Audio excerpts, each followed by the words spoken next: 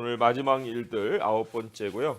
적그리스도에 대해서 우리가 배웁니다.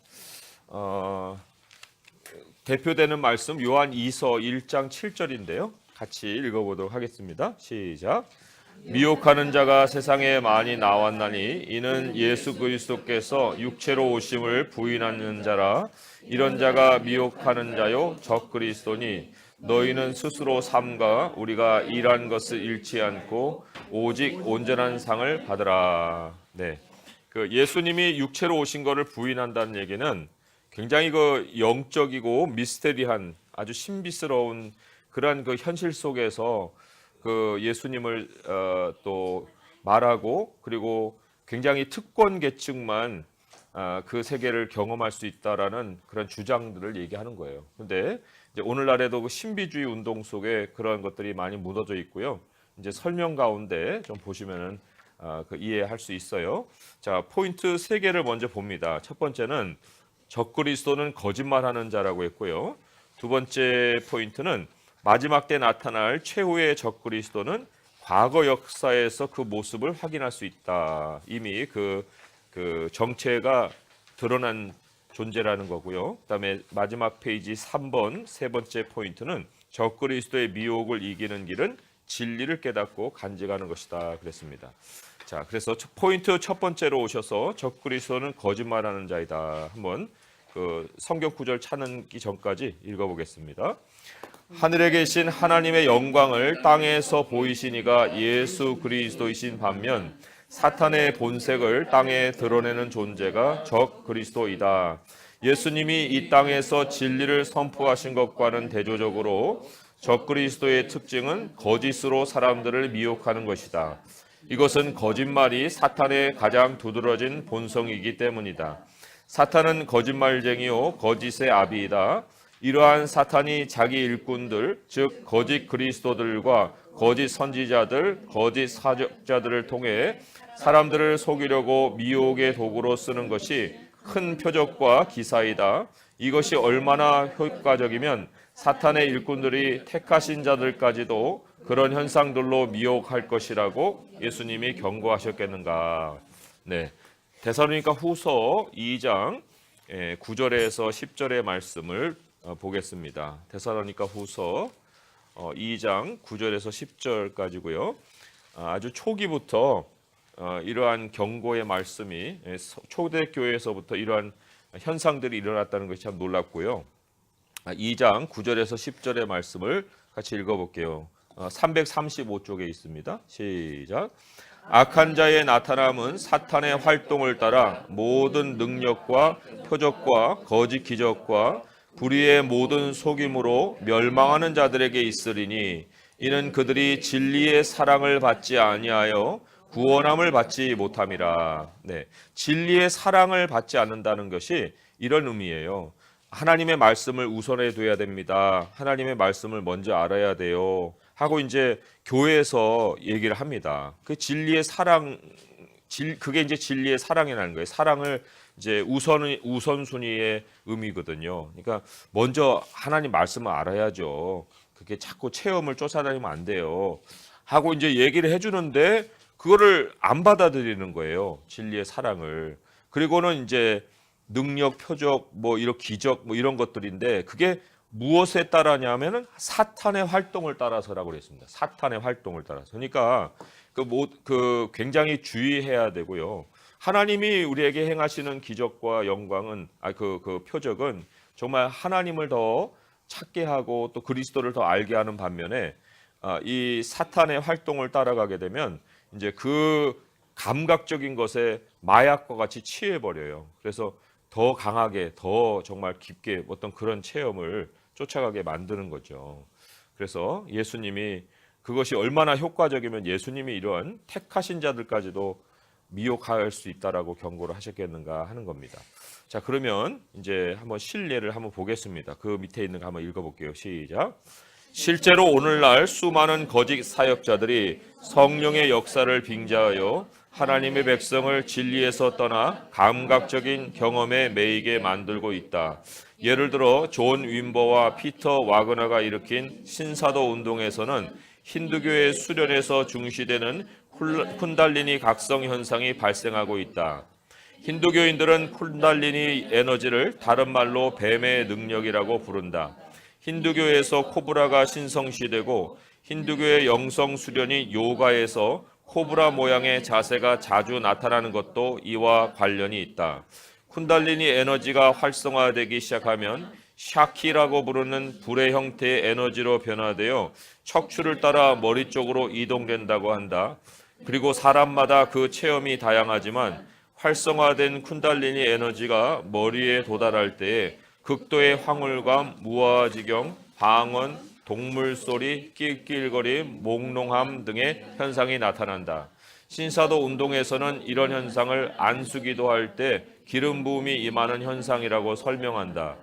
현재 한국 교회에서는 신사도 운동이 여러 모양으로 변형되어 그리스도인들을 미혹하고 있다.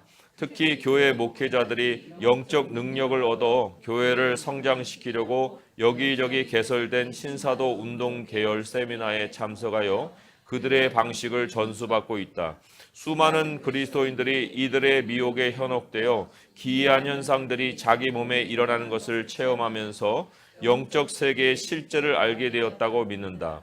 하지만 그들이 체험한 것은 사탄의 영적 세계이고 하나님의 거룩하신 영에는 근접도 못한 것이다. 네, 이 쿤달린이라는 거는 그 유튜브에 쳐보면은 뭐 아주 널리고 널린 동영상들이 많은데 사람이 걸어가는데요, 머리를 막 흔들며 걸어가요. 막 어지러서 쓰러지지 않을까 했는데 그러지 않고 머리를 막 이러고 흔들고 이제 하는가 하면은 이제 방언도 터지고, 예.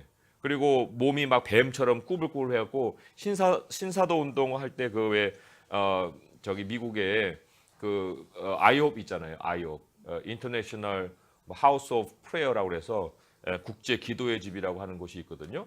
근데 그게 한동안 그 한국 교인들한테 유명해져 가지고 막 투어도 가고 거기에 가서 이제 뭐 수련회도 참석해서 그 경험도 하고 했는데 거기서 이제 이런 임파테이션이라고 기도를 해주는 거예요. 그럼 기도해주면 어떤 현상이 나타나면 바닥에 뱀처럼 기어다녀요. 거기서. 그리고 막 웃으면서 뛰어다닌다고요. 그 운동장처럼.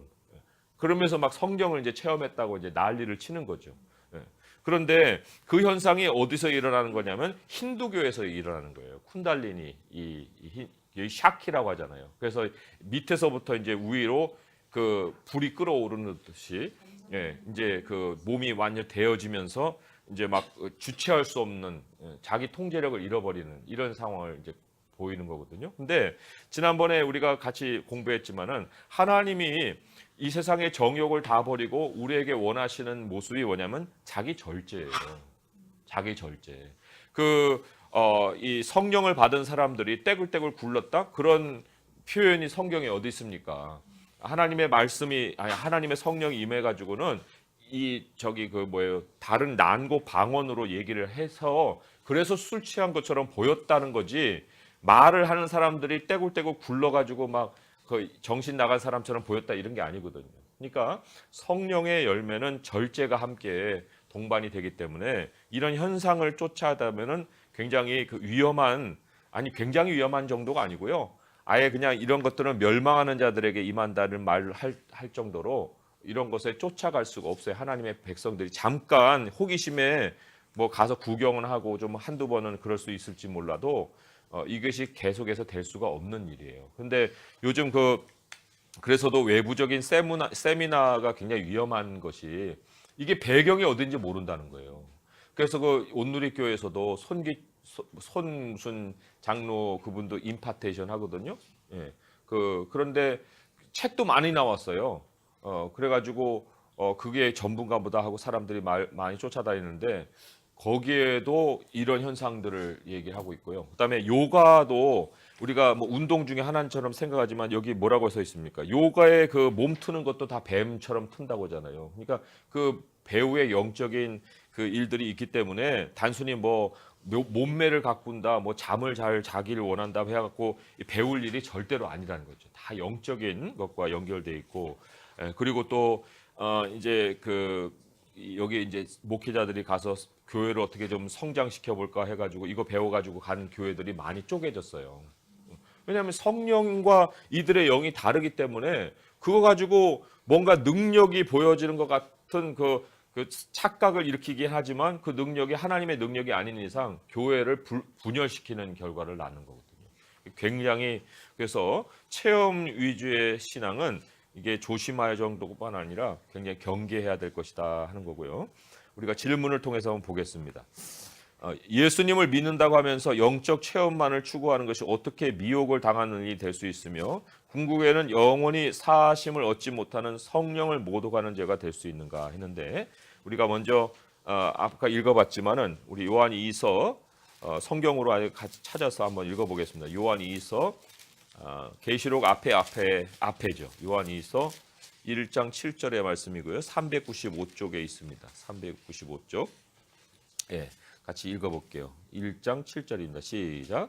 미혹하는 자가 세상에 많이 나왔나니 이는 예수 그리스도께서 육체로 오심을 부인하는 자라. 이런 자가 미혹하는 자요 적그리스도니. 예, 다시 한번 설명을 드리면 예수님이 왜 육체로 오셨냐면요, 우리가 갈 하나님의 나라에서 하나님은 우리에게 삶을 준비해 놓고 계시기 때문에 그래요. 예, 우리가 영혼이 돼서 또 따라다니는 게 아닙니다. 가가지고 하나님 부활의 몸을 입혀주시고 새하늘과 새 땅이라는 삶의 환경을 주시기 때문에 그 예수님이 돌아가신 다음에 부활의 몸으로 다시 살아나셔서 그 하나님의 나라로 먼저 간 그 사실을 우리가 부인하면 삶을 부인하는 거예요. 영원한 세계에 대한 이해를 못 하고 있는 거예요. 그래서 정말 예수님이 육체로 오셨다는 것 사실을 우리가 확실하게 알고 있어야 되고요. 그다음에 마가복음 말씀에 이제 성령에 대한 그 모독을 사람들이 뭐라고 얘기했느냐? 마가복음 마태복음도 나오고 다 나오지만은 마가복음 말씀 대표적으로 읽어볼 거예요. 마가복음 3장 29절 또 30절입니다. 29절 30절 같이 읽어볼게요. 시작. 누구든지 성령을 모독하는 자는 영원히 사하심을 얻지 못하고 영원한 죄가 되느니라 하시니 이는 그들이 말하기를 더러운 귀신이 들렸다 함이로라 했습니다. 예, 하나님의 역사를 보면서 더러운 귀신의 역사로 이제 그들이 치부를 했단 말입니다. 그런데 사실 이 하나님의 백성들이 하나님의 영을 쫓지 않고 다른 영들을 쫓아서 표적을 구하거나 또 이 체험 속에서 하나님에 대한 어떤 모습을 자꾸만 확인하려 하거나, 이런 것들이 바로 이 사람들의 말에서 한번 근거를 찾아내면은 하나님의 영이라 얘기하면서 더러운 귀신의 어떤 경험을 가지고 하나님의 영을 자꾸 얘기를 거론하면 그 사람은 더러운 영을 체험했는데 그게 하나님의 영을 체험했다고 자꾸 얘기를 하면 그거는 하나님의 영을 알지도 못하는 것뿐만 아니라 하나님의 영을 그 수준에서 얘기를 하는 거잖아요. 그러면 지금 하나님의 영을 더러운 귀신의 수준에서 얘기하고 있는 이 사람들이 뭡니까? 이 성령을 모독하는 죄라고 그랬어요. 그래서도 하나님의 영을 이 차원에서 경험해 놓고 자꾸 하나님의 영을 경험했다 하는 것 자체가 하나님의 영에 대해서 우리가 정말 성령을 모독하는 죄가 될 수 있다. 그것을 우리가 이제 연결시켜서 한번 생각을 해볼 수 있습니다. 자, 그러면 두 번째로 마지막 때 나타날 최후의 적그리스도는 과거 역사에서 그 모습을 확인할 수 있는데요. 주로 이제 다니엘서를 통해서 이게 예언이 됐고요. 상당히 좀 어려운 부분들이 많은 것이 다니엘서입니다. 그렇지만 좀 설명을 같이 한번 읽어보도록 하겠습니다. 자, 천천히 한번 읽어볼게요. 시작. 적그리스도에 대한 가장 자세히 예언한 선지자가 다니엘이다. 다니엘은 환상 중에 적그리스도의 실체를 보았는데 그가 적그리스도를 묘사할 때 사용한 용어는 작은 뿔과 짐승과 왕이다. 세 용어가 모두 같은 인물을 가리키며 그 인물의 출현에는 인간 나라의 건설이 동반된다. 만왕의 왕이신 예수님이 하나님 나라를 세우시는 것을 적그리스도가 모방하는 것이다. 다니엘이 처음 꾼 꿈에는 큰 바다가 등장한다. 큰 바다는 열국의 역사, 즉 사람의 총체적인 역사를 상징한다. 하늘의 네 바람이 그 바다에 불어 소용돌이 치게 한다. 이 바람은 인간 역사를 흔드시는 하나님의 힘이요 주권이다. 하나님이 뒤흔드신 인간 역사에서는 선한 것이 나오지 않고 서로 충돌하며 하나님을 대적하는 짐승들, 곧 각 시대마다 열국을 지배한 나라들이 나온다. 바벨론, 페르시아, 헬라, 로마가 그들이다. 그중 마지막 짐승은 다른 짐승과 달라서 10명의 왕을 상징하는 10뿔이 있고 사람의 눈 같은 눈이 있으며 입으로 큰 말을 한다. 이 특성들은 이 나라의 다스림이 길고 관찰과 지력의 힘이 있으며 계시를 대적하는 이성의 표현이 있음을 상징한다. 3페이지로 갑니다. 예. 이 나라가 말세에 성도들과 싸울 나라이다.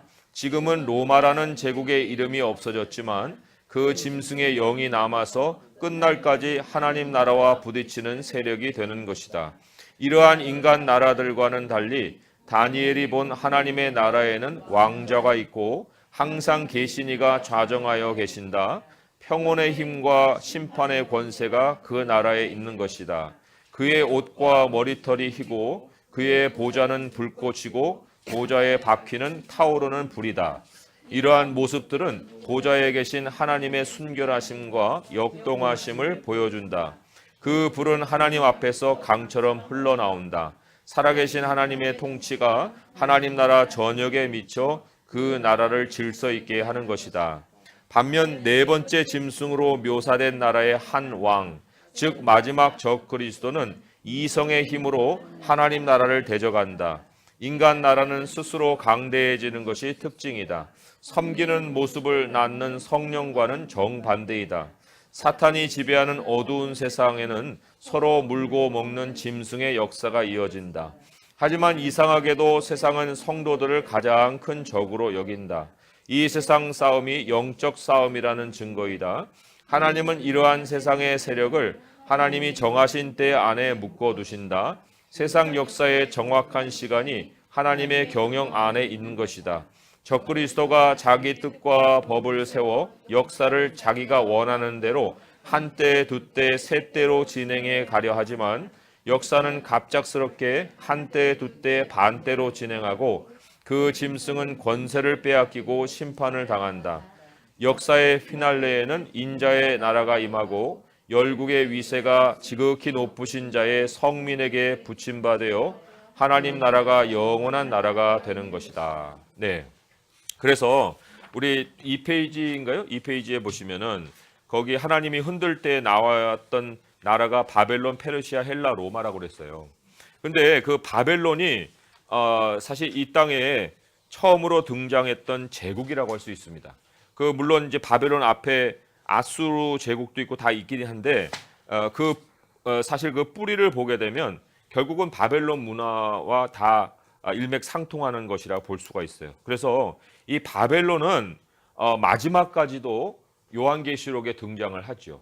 왜냐하니까 그게 이제 인간 역사에서 가장 그 세력을 뻗쳤던 사탄의 어떤 그 왕국이었고 그게 거듭해서 페르시아로, 헬라로, 로마로 이렇게 이어져 갔지만 결국 그 영은 하나예요. 짐승의 영이고 지금이 무슨 시대냐? 로마 시대라. 아니 로마란 나라가 지금 없고 그건 도시 하나 아닙니까? 하겠지만 그 로마의 그 문화와 모든 그 사상이 지금까지 이어지고 있는 거예요. 그 영이라고 하잖아요. 로마의 영. 그래서 로마의 영의 중심에 뭐가 있냐면 이성이 있습니다. 여기 10명의 왕을 상징한 10뿔이 있다. 이게 그 나라가 이제 긴 나라가 될 거라고 얘기했는데 그 10뿔 중에 3개의 뿔, 그 중에 이제 하나가 상하고 작은 뿔이 나와요.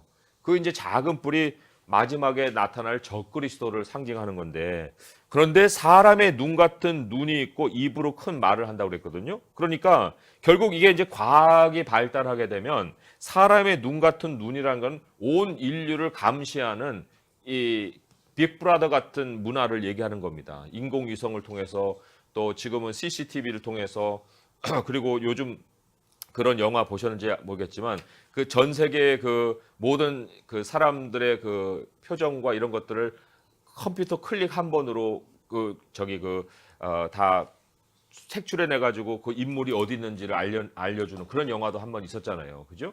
그러니까 이 전 세계를 통치하면서 입으로 큰 말을 한다고 그랬죠. 그러니까 이게 이성이 중심이 되어 있는 그러한 영이 있는 제국이고, 그리고 이것도 과학의 발달로 인해서 이제 AI가 사람을 대변해 갖고 이제 아나운서까지도 등장을 했잖아요. 그러니까 점점 더 성경이 얘기하고 있는 예언이 실현되고 있는 이런 시대를 우리가 살고 있어요. 아까 3페이지로 넘어오셔서 보면은 이 악한 자가 그 시간을 어떻게 계산했냐면 한 때, 두 때, 세 때로 이제 시간을 계산을 하고서 자기 나라를 영구히 지속하려고 했지만 성경은 항상 보면 한 때, 두 때, 반 때라고 얘기합니다. 그럼 이게 뭐냐? 하나에서 둘로 진행되는 것은 그 자연스러운 진행이지만 둘에서 반으로 2분의 1로 떨어지는 거는 0.5로 떨어진 건 이거 급작스럽게 끝나버리는 거거든요. 그래서도 지금 교회가 이제 교회 역사를 통해서 보면은 초대로 해서 중세로 이어갈 때 굉장히 지루하잖아요. 중세까지 19세기 말까지 세상 인구가 10억을 유지했습니다. 그 옛날부터 그때까지가 다 10억을 유지했는데 이 19세기 말부터 해갖고 폭발적으로 인구가 늘어나가 지금 거의 70억이라고 하잖아요. 그러니까 이것도 이 현상적으로는 한때, 두때, 세때로 이어가는 것 같지만 그러나 결국 하나님이 작정하신 반대로 갑작스러운 멸망을 맞는 그러한 시간으로 이제 흘러가고 있는 이런 상황이에요. 그래서 우리가 살고 있는 이 세대가 어떤 세대일까 하는 것을 좀 더 깊이 주의 깊게 봐야 될 필요가 있습니다. 다니엘서를 한번 볼게요. 다니엘서 7장 23절에서 28절의 말씀. 다니엘 7장 다니엘 7장 23절에서 28절까지 말씀이고요. 다니엘서에 대해서 좀 간략하게 좀 도움을 얻고 싶으신 분은 제가 그 홈페이지에 이 다니엘서 1장에서 마지막 장까지 그 옛날에 생명에서 한 본문 해설을 써놓은 게 있어요. 이제 그래서 그거를 좀 참조하시면 거기에 본문에 해당되는 내용들을 좀 더 자세하게 보실 수 있어요. 다니엘 7장 23절에서 28절까지 같이 한번 읽어보도록 하겠습니다. 시작. 모신자가 이처럼 이르되 넷째 짐승은 곧 땅의 넷째 나라인데 이는 다른 나라들과는 달라서 온 천하를 삼키고 밟아 부스러뜨릴 것이며 그 열 뿔은 그 나라에서 일어날 열 왕이요 그 후에 또 하나가 일어나리니 그는 먼저 있던 자들과 다르고 또 새 왕을 복종시킬 것이며 그가 장차 지극히 높으신 이를 말로 대적하며 또 지극히 높으신 이의 성도를 괴롭게 할 것이며 그가 또 때와 법을 고치고자 할 것이며 성도들은 그의 손에 붙임바 되어 한 때와 두 때와 반 때를 지내리라. 그러나 심판이 시작되면 그의 권세를 빼앗기고 완전히 멸망할 것이요 나라와 권세와 온 천하 나라들의 위세가 지극히 높으신 이의 거룩한 백성에게 붙임바 되리니 그의 나라는 영원한 나라이라. 모든 권세 있는 자들이 다 그를 섬기며 복종하리라. 그 말이 이에 그친지라. 나 다니엘은 중심에 번민하였으며 내 얼굴빛이 변하였으나 내가 이 일을 마음에 간직하였느니라. 네, 여기 마지막에 나타날 그 한 왕에 대해서 이제 자세하게 묘사를 하고 있습니다. 그런데 여기 이 왕이 역사에 이미 모습을 드러냈어요. 그래서 패턴을 남겼다는 거예요. 그리고는 앞으로 마지막에 올 그 왕도 이 사람을 통해서 우리가 어떤 모습일 것이냐 하는 것을 가늠해 볼 수 있다는 거죠. 그래서 여기 문제 열 뿔, 열 나라, 열 왕, 그 나라의 열 왕. 그러니까 이 세력이 자꾸 다른 사람들에게 넘어가고 하는데 마지막에는 이 한 왕이 나타나서 이제 모든 세력을 규합해 버리는. 그래서 그 원 월드라는 말을 지난 시간에도 말씀을 드렸잖아요. 그래서 그 사람의 통치 아래 들어갈 것 같은데 마지막에는 이제 하나님이 그 나라를 심판하시는 일이 있다. 이렇게 이제 얘기를 하고 있습니다. 자, 그러면 어떤 사례가 이미 있었느냐 하는 거는 그 다음 문장을 한번 읽어보겠습니다. 시작. 이 예언은 역사에서 한 왕을 통해 이미 이루어졌다. 바로 안티오쿠스 4세인데 그는 알렉산더가 죽은 후 헬라 제국이 네 나라로 나뉘었을 때 그중 한 왕이었다. 그는 물이 넘침같이 여러 나라를 패망시키고 하나님의 영화로운 땅에도 들어가 그 땅을 유린했다. 예루살렘 성전에 돼지 피를 뿌리고 제우스 신상을 세워 인간을 제물로 바치고 거룩한 백성들을 죽였다. 그는 자기 힘으로 말미암지 않은 힘, 곧 사탄의 힘으로 비상한 일을 행하며 평화로운 때에 동시에 숙청을 자행했다. 그는 계속 세력을 뻗쳐 애굽을 비롯한 남방 대륙을 삼켰는데 동북 쪽에서 역사 무대에 세력으로 등장하지 않았던 무리가 일어나자 분노하여 나가서 도륙하며 진멸하고자 했다. 그는 또한 장막 궁전을 지중해와 하나님의 거룩한 산 사이에 세우고 위세를 떨쳤고 자신을 신이라 하여 이름을 데오스 안티오쿠스 에피파네스 빛나는 신 에티오쿠스라고 내세웠다. 하지만 호련히 멸망이 임하여 아무 도움을 얻지 못하고 역사에서 사라지고 말았다. 이 역사는 미래에 나타날 적그리스도를 미리 맛보게 한 사건이다. 우리는 그 끝날에 출현할 적그리스도가 어떤 일을 벌일지와 세상 끝이 어떻게 찾아올지를 과거 역사의 실제 사례를 통해 예견해 볼 수 있는 것이다. 저는 좀 여기 궁금하고 좀 호기심이 갔던 것이 여기 자기 힘으로 말미암지 않고 사탄의 힘으로 비상한 일을 행했다고 했잖아요. 그리고 이제 애굽의 술사들도 바로 앞에서 그 아론의 그 기적을 따라했던 것처럼 이때에도 이 왕을 중심으로 해서 이런 표적과 기사로 이제 사람들을 굉장히 그 현혹하는 미혹하는 일이 있었는데 그것만이 아니라 이 사람이 굉장히 어려움을 당한 일이 하나 기록이 돼 있어요. 뭐냐면 동북 쪽에서 한 번도 역사 무대에 세력으로 등장하지 않았던 한 무리가 대적을 합니다. 그래갖고 그 대적으로 인해서 상당히 어려움을 겪고 분노해서 이제 싸움이 벌어져요. 근데 이 동북 쪽이라고 하는 것이 도대체 오늘날에는 어디가 될까 싶을 때 이 중국 세력이 아닐까 하는 생각도 한번 해보는 거죠. 그리고 이 사람이 지금 어디다가 자기 궁전을 챙겼냐면 지중해와 이스라엘 사이예요. 하나님의 거룩한 산. 그러니까 지중해와 이스라엘 사이에 자기 궁전을 세웠다고 할 때는 이제 뭔가 이 유럽 지역이라든지 또는 뭐 아메리카 대륙까지도 한번 생각해 볼 수 있는 이런 상황이니까 결국은 이제 적그리스도의 그 출현이 로마 제국을 이어가는 어떤 황제의 버금가는 그러한 위상을 자기가 나타내려고 하지 않을까 하는 생각도 한번 해보는 거예요. 그렇지만 그러한 일들이 이제 벌어져서 굉장히 하나님 백성이 어려워지는 이러한 국면까지 치닫게 되는데 그런데 갑작스럽게 이 역사 무대에서 사라져 버렸다는 거죠. 그래서도 마지막에 정말 인자의 나라가 임할 때 이 세상이 한 사람의 다스림 아래서 평화하는 것 같은데 평화의 배후에는 엄청난 숙척이 일어나고 정적을 제거하고 그렇지만 이제 한 나라라는 어떤 화평의 시대를 열어가는 것 같이 보이는 중에 하나님의 백성들은 환란을 당하고 그 가운데 이제 인자의 나라가 임하는 이러한 일들이 벌어질 것이다. 이걸 예언을 했고 이것이 바로 이 사람을 통해서 일어났고 앞으로도 이 패턴을 통해서 이제 오게 될 거다 하는 것을 우리가 예견해 볼 수 있는 거죠. 자, 그러면 질문을 보겠습니다. 인간 역사의 진행 시간표가 한때, 두때, 반때로 흐른다는 사실을 알면 고난이 길어질 때 성도가 끝까지 견디는 것이 왜 가장 필수적인 삶의 모습인가 했습니다. 마태복음 24장하고 계시록의 말씀을 좀 연결해서 보겠어요. 마태복음 24장 9절에서 14절입니다. 마태복음 24장 9절에서 14절까지입니다. 같이 읽어볼게요. 시작. 그때 사람들이 너희를 환난에 넘겨주겠으며 너희를 죽이리니 너희가 내 이름 때문에 모든 민족에게 미움을 받으리라. 그때 많은 사람이 실족하게 되어 서로 잡아주고 서로 미워하겠으며 거짓 선지자가 많이 일어나 많은 사람을 미혹하게 했으며 불법이 성함으로 많은 사람의 사랑이 식어지리라. 그러나 끝까지 견디는 자는 구원을 얻으리라.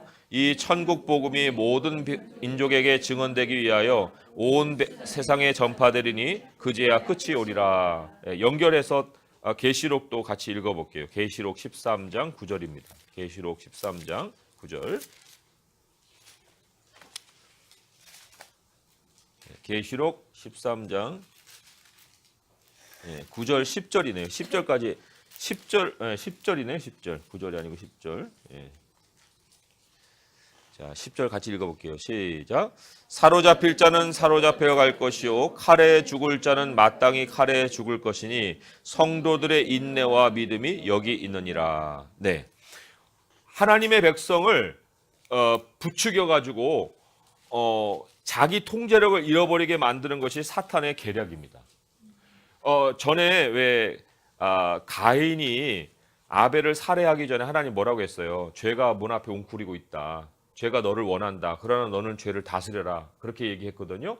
그러니까 죄가 우리에게 찾아와서 이루려는 목적은 그 죄에 깐죽깐죽하는 그 어떤 그 자극에 분노로 반응하는 거. 그걸 원하는 거예요.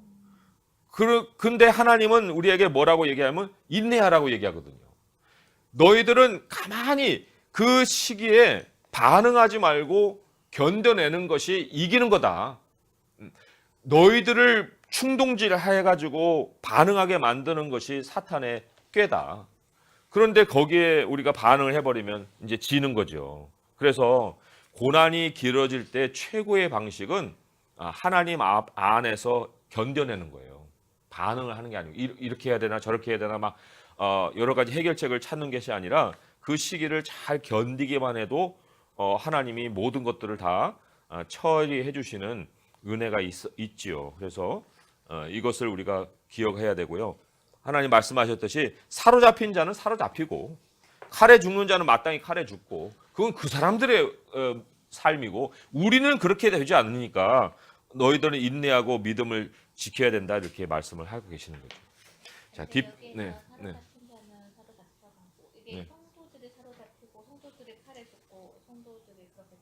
아니에요.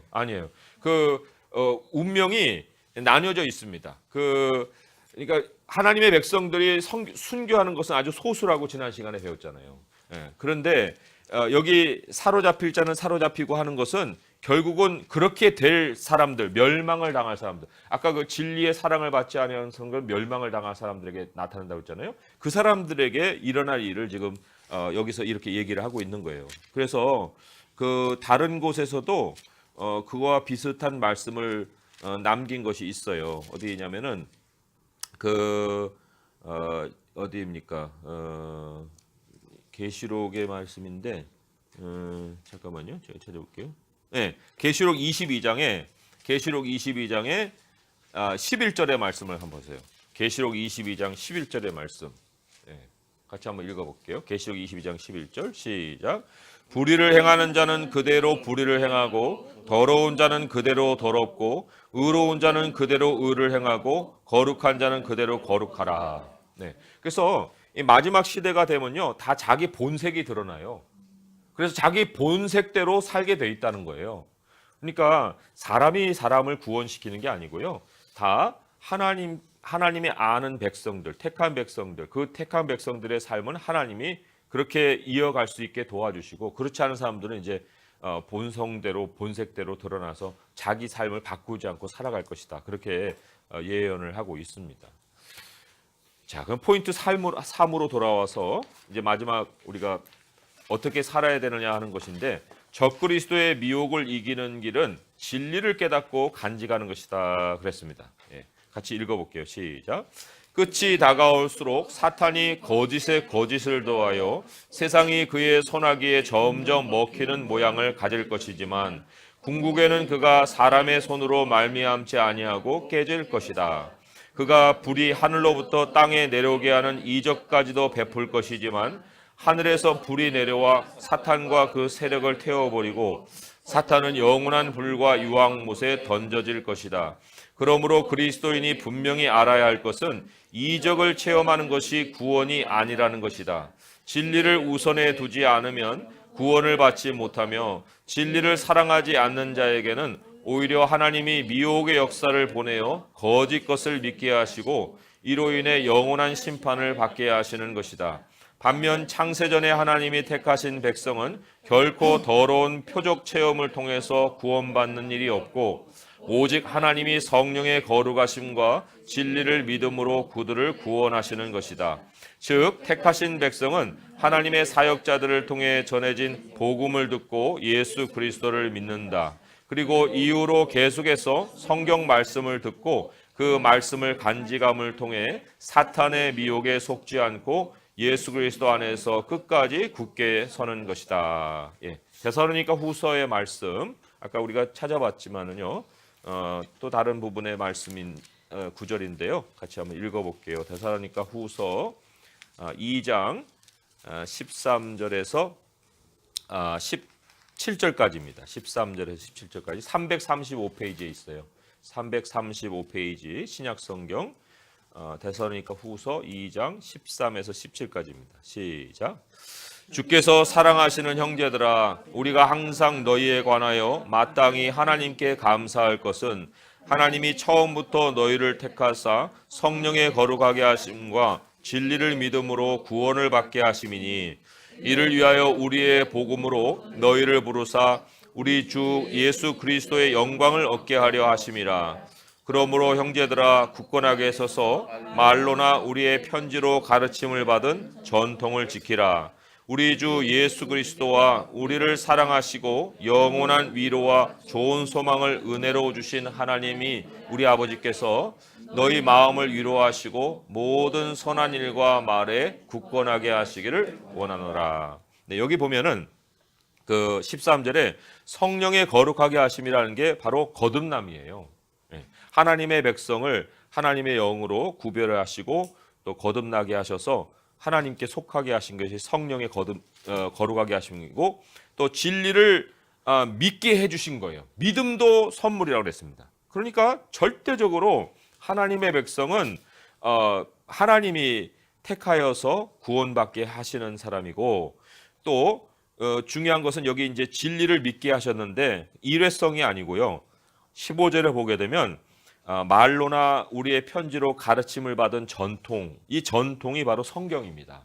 성경이 오랜 세월 하나님이 우리에게 전해주신 말과 편지였잖아요. 그래서 그 전통을 여기 지키라 하는 것은 간직하라 그런 얘기입니다. 그러니까 말씀으로 우리를 낳으셨고 말씀을 우리 안에 쌓게 하셔서 그것으로 이제 위로도 주시고 좋은 소망을 갖게도 하시고 그리고 하나님 나라에까지 이르게 하시는 하나님의 역사가 있다는 겁니다.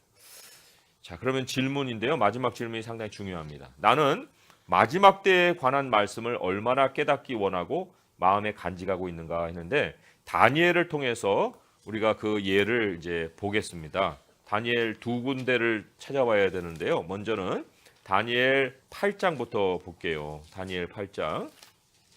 다니엘 8장은 구약 성경이고요. 1248쪽에 있어요. 1248쪽. 구약 성경 1248페이지입니다. 다니엘 8장. 먼저는 25절에서 27절 세 절을 한번 보겠습니다. 시작. 그가 꾀를 베풀어 제 손으로 속임수를 행하고 마음에 스스로 큰 체하며 또 평화로운 때에 많은 무리를 멸하며 또 스스로 서서 만왕의 왕을 대적할 것이나 그가 사람의 손으로 말미암지 아니하고 깨지리라. 이미 말한 바 주야에 대한 환상은 확실하니 너는 그 환상을 간직하라. 이는 여러 날 후의 일임이라 하더라. 이에 나 다니엘이 지쳐서 여러 날 앓다가 일어나서 왕의 일을 보았느니라. 내가 그 환상으로 말미암아 놀랐고 그 뜻을 깨닫는 사람도 없었느니라. 9장으로 옮겨갑니다. 9장 20절에서 23절입니다. 깨달음도 없고 굉장히 괴롭고 이해도 못했는데 이제 변화가 일어나요. 9장 20절부터 시작. 내가 이같이 말하여 기도하여 내 죄와 내 백성 이스라엘의 죄를 잡아가고 내 하나님의 거룩한 산을 위하여 내 하나님 여호와 앞에 간구할 때 곧 내가 기도할 때 이전에 환상 중에 본 그 사람 가브리엘이 빨리 날아와 저녁 제사를 드릴 때쯤에 내게 이르더니 내게 가르치며 내게 말하여 이르되 다니엘아 내가 이제 네게 지혜와 총명을 주려고 왔느니라. 곧 내가 기도를 시작할 즈음에 명령이 내렸으므로 이제 네게 알리러 왔느니라. 너는 크게 은총을 입은 자라. 그런즉 너는 이 일을 생각하고 그 환상을 깨달을지어다. 예, 거기까지입니다. 예, 여기 이제 하나님이 정말 괴롭고 깨닫지 못해서 막 놀랍고 이랬던 다니엘에게 찾아와서 이제 설명을 해주죠. 그런데 그 계기가 어디 있었냐면 다니엘이 기도했어요. 예, 기도하면서 자기 죄를 위해서도 회개하고 이스라엘 나라를 위해서도 자복하고 그리고는 정말 하나님의 거룩한 산을 위해서 간구했다고 그랬습니다. 이거는 이제 하나님 백성으로서 가질 수 있는 마지막 그 소망이잖아요. 포로 중에 있는 그런 그러니까 하나님 나라를 위해서 기도했다는데 그럴 때 이제 이 가브리엘이 찾아와서 그 환상에 대한 지혜를 주시고 총명을 주시고 또 깨달음을 주시는 이런 일이 있습니다. 그러니까 마지막 때에 대해서 하나님이 우리에게 이 66권 성경 전체를 통해서 말씀을 주시는데 이게 그냥 깨달아지는 게 아니라는 거예요. 다니엘도 그랬듯이. 그렇지만 우리가 끊임없이 내 안에서 나를 충동질시키는 그 나의 죄악과 또 나의 백성들의 죄악과 또 하나님 나라에 대한 소망을 가지고 기도하면서 사는 중에 하나님께서 이 환상에 대한 깨달음을 주신다는 겁니다. 그래서도 우리가 얼마나 나는 그것을 깨닫길 원하고 또 마음에 간직하고 있는가 할 때 거기에 동반되는 것이 바로 이 다니엘과 같은 그런 기도예요. 그래서 시기는 늦었을지라도 하나님 반드시 와서 다니엘에게 깨달음을 주신다는 것을 우리가 알 수가 있습니다. 자, 기도는 이렇습니다. 사랑의 하나님 아버지, 시대를 분별하는 지혜는 주님께서 기록해 주신 성경 말씀 안에 있습니다. 사탄이 사람들을 미혹하여 믿는 자들마저 넘어뜨리려 하지만 주님은 우리에게 성경 말씀을 주셔서 사탄의 계획을 다 알게 해주셨습니다. 우리가 주의 말씀을 깨달아 사탄의 계계와 악한 시대의 조리를 분별할 수 있게 해주시고 오직 주님의 뜻을 따르며 살게 하여 주시옵소서. 많은 표적과 기사가 믿는 백성을 미혹하고 있는 이때에 우리가 오직 진리의 말씀을 지킴으로 저희 자신과 교회를 지킬 수 있도록 도와주시옵소서. 예수님의 이름으로 기도드립니다. 아멘. 네, 그래서 이 시간에 잠시 기도할 때요. 하나님이 우리에게 이미 주신 성경의 말씀이 있는데 우리가 참 무지해서도 그렇지만 알려고 하지도 않아서도 여러 가지 정말 속아서 고통을 당할 일들도 많거든요. 그러니까 하나님 오늘 이후로 저희들에게 깨달음을 주시고 또 인내할 수 있게 해주시고 또 우리의 죄와 또 민족의 죄와 그리고 하나님 나라를 위한 기도가 끊임없이 있게 하여 주옵소서 하는 그런 기도를 주님께 드리겠습니다. 하나님 아버지 감사합니다. 다니엘이라도 말씀을 주셨으나 깨닫지 못했을 때 정말 몸살을 앓는 것 같은 아픔이 있었습니다. 그가 놀랍고 마음이 눌리고 정말 땀이 흐르고 어찌 해야 될지 모르는 그런 황망함 속에서 그저 기도할 수밖에 없었습니다. 그런데 하나님께서 가브리엘을 통해서 그에게 날아오고 또 그에게 환상을 깨닫게 하시고 지혜와 총명을 줬을 때 다니엘은 정말 분연히 일어났고 나라를 위해서 기도했으며 소망 가운데 주님을 바라보았나이다. 아버지 하나님, 우리들이 하나님이 주신 말씀을 가지고 있으면서도 그것에 대해서 무지하여서 얼마나 당하는 일이 많습니까? 우리는 그저 견디고 인내하며 주님을 바라보기만 하여도 정말 힘을 얻을 수 있는데 하나님이 주시는 말씀의 지혜를 얻고 깨달을 수 있으면 얼마나 더 우리가 위로와 소망을 가질 수 있겠나이까. 아버지여, 진리로 우리를 온전히 무장시켜 주시고 또 진리로 이 시대를 이겨낼 수 있도록 하여 주옵소서. 하나님, 그들의 관계에 속지 않게 하시고 그들이 우리들의 그 감정을 자극하는 것에 정말 그 반응하지 않게 하시며 하나님을 믿음으로 참고 인내할 때 주님이 그 시기를 한때, 두때, 세 때가 아니라 정말 반때로 정말 갑작스럽게 변화시켜 줄 줄 믿사오니 아버지께서 이러한 일들을 행하실 것을 믿고 주님과 동행하며 주님만 바라보고 살아갈 수 있도록 도와주옵소서. 하나님 저희 자신 스스로를 지켜주시고 또 교회를 지켜주시고 이 시대에 우리가 서로 그리스도의 몸된 지체들로 함께하여서 이 모든 공격들을 함께 물리치며 승리할 수 있도록 하여 주시옵소서. 예수님의 이름으로 감사하며 기도합니다. 아멘.